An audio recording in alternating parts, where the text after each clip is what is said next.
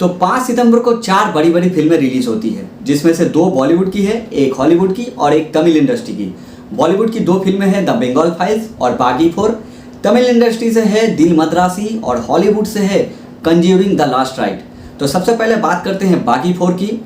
तो बागी 4 के ट्रेलर के अंदर हमने जिस तरह का ब्रूटलिटी और खून खराबा देखा था, वो हमें फिल्म के अंदर थोड़ी कम देखने को मिला। इसकी बड़ी वजह है सेंसर बोर्ड, क्योंकि सेंसर बोर्ड ने इस मूवी के 24 कट लगाए हैं। जी हाँ, सेंसर बोर्ड ने इस मूवी के 24 सीन्स को काटे हैं, जिनमें से एक था संजय दत्त किसी का कटा हुआ हाथ लेकर सिगार जला रहे हैं। दूसरा सीन था संजय दत्त कटी हुई उंगलियों को लेकर जोर जोर से हंस रहे थे। तीसरा था टाइगर श्रॉफ हाथ में तलवार लेकर एक आदमी को बीच से काट देते हैं। ये सारे सीन्स हमें देखने को नहीं मिलेंगे। इसके अलावा बहुत सारे और भी सीन हैं और कुछ डायलॉग्स हैं जिसे कट कर दिया गया है।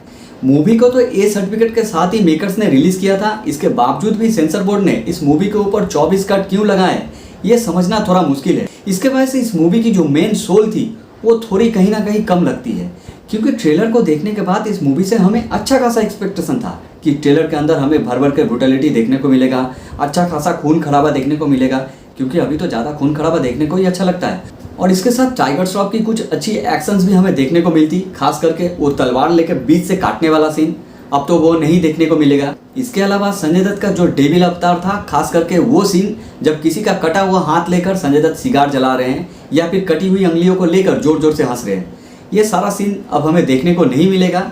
मगर मैं इतना बताना चाहूँगा कि अगर आप टाइगर श्रॉफ के डाई हार्ट फैन हैं तो ये फिल्म आपको पसंद आएगी, क्योंकि इसमें टाइगर श्रॉफ की एक्टिंग लेवल कुछ अलग लेवल की है। जिस तरह से उन्होंने इमोशनल सीन्स को परफॉर्म किया है वो आपको टच करेगी। इसके अलावा हम उन्हें कुछ नए एक्शन स्टंट करते हुए भी देख पाएंगे। अगर कुल मिलाकर मैं बात करूं तो टाइगर श्रॉफ के फैंस के लिए ये एक अच्छी ट्रीट साबित होने वाली है। वही फिल्म की कहानी की थोड़ी बात करूं तो इस फिल्म को मैं एक्शन के साथ साथ सस्पेंस इसलिए कह रहा हूं क्योंकि टाइगर श्रॉफ की जो गर्लफ्रेंड है वो मर जाती है और वो सिर्फ टाइगर श्रॉफ को ही दिखती है। और ये हेलोजिनेशन है या फिर कुछ और, ये तो आपको मूवी देखने के बाद ही पता चलेगा। यही सस्पेंस है। कुल मिलाकर आप इस मूवी को एक बार देख सकते हैं। इसके अलावा एक और फिल्म रिलीज होती है, the Bengal files, directed by Vivek Agnihotri. Vivek Agnihotri ने इसके पहले तस्कन फाइल्स और द कश्मीर फाइल्स जैसी फिल्में दी है और वो ज़्यादातर सच्ची घटनाओं पर ही फिल्म बनाते हैं।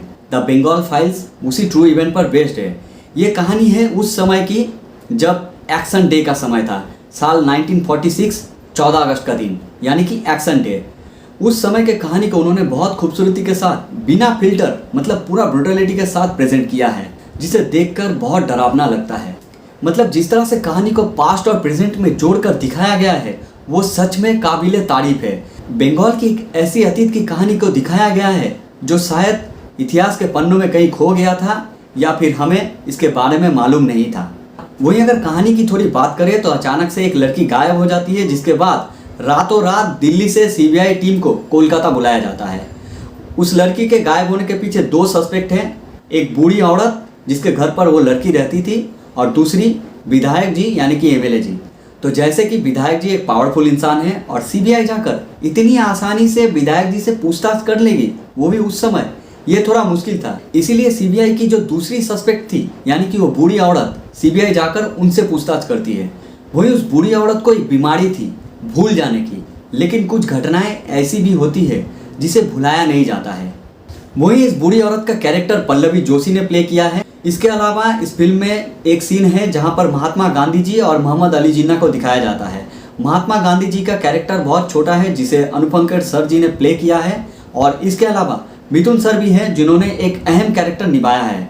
वैसे अगर देखा जाए तो इस मूवी के अंदर सभी ने अपने कैरेक्टर को बहुत अच्छे तरीके से प्रेजेंट किया है, मगर मुझे सबसे ज़्यादा जिसने इम्प्रेस किया है वो है दर्शन और पल्लवी जोशी जी ने। इन दोनों ने अपने कैरेक्टर को इस तरह से प्रेजेंट किया है कि आप सच में इन दोनों को देखकर इम्प्रेस हो जाएंगे। वहीं अगर बात करूँ इस मूवी के दूसरे पहलू पर, तो जिस तरह का सीन यहाँ पर दर्शाया गया है या फिर जिस तरह का सीन मैं बोलूँ इस यहाँ पर दिखाया गया है, उसे देखकर आप जरूर डिस्टर्ब होने वाले हैं। मतलब बहुत डरावना सीन है। इस मूवी को देखने के बाद आप बहुत ज़्यादा डिस्टर्ब होंगे। जिस रॉ तरीके से इस मूवी को प्रेजेंट किया गया है, मतलब जिस ब्रूटलिटी को दिखाया गया है, वो सच में बहुत डरावना है। हाँ, मगर ये मूवी आपको ज़रूर देखनी चाहिए। ये मूवी है या फिर इसे हम डॉक्यूमेंट्री भी कह सकते हैं। मूवी लगभग 3.5 घंटे की है, मगर किसी भी पल आपको ऐसा नहीं लगेगा कि आप इस मूवी को देखकर बोर हो रहे हैं।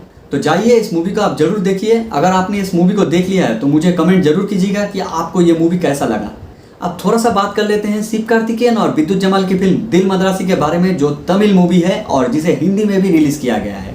इस फिल्म को AR मुरुगदास ने डायरेक्ट किया है। दिल मद्रासी एक एक्शन थ्रिलर फिल्म है जो लगभग 3 घंटे की है, मगर कहीं भी आपको ये फिल्म बोर नहीं करेगी। इसका फर्स्ट हाफ बहुत ज़्यादा ग्रिपिंग है। हाँ, सेकंड हाफ में कहानी थोड़ी सी आपको खिंची हुई मालूम पड़ेगी, मगर क्लाइमैक्स आते आते ये फिल्म वापस अपनी स्पीड पकड़ लेती है। वो इस फिल्म में तारीफ करना पड़ेगा शिव कार्तिकेयन की। उन्होंने अपने जो 2 कैरेक्टर को प्ले किया है, चाहे वो लवर बॉय वाला हो या फिर एक्शन वाला हो, दोनों ही कैरेक्टर को उन्होंने काफ़ी अच्छे तरीके से प्ले किया है। वहीं इसके अलावा बात करें अगर विद्युत जमाल की, तो उनका ये एक्शन अवतार आपको जरूर इम्प्रेस करेगा। वहीं एक लाइन में अगर इस मूवी का मैं रिव्यू करूं तो आप इस मूवी को एक बार जरूर देख सकते हैं। मूवी डिसेंट है और आपको कहीं पर भी बोर नहीं करेगी। अब सबसे आखिर में बात करते हैं Hollywood film the conjuring last right के बारे में। अगर आपने इससे पहले इस फ्रेंचाइजी के एक भी फिल्म नहीं देखा है तो इस मूवी को समझना आपके लिए थोड़ा मुश्किल साबित हो सकता है।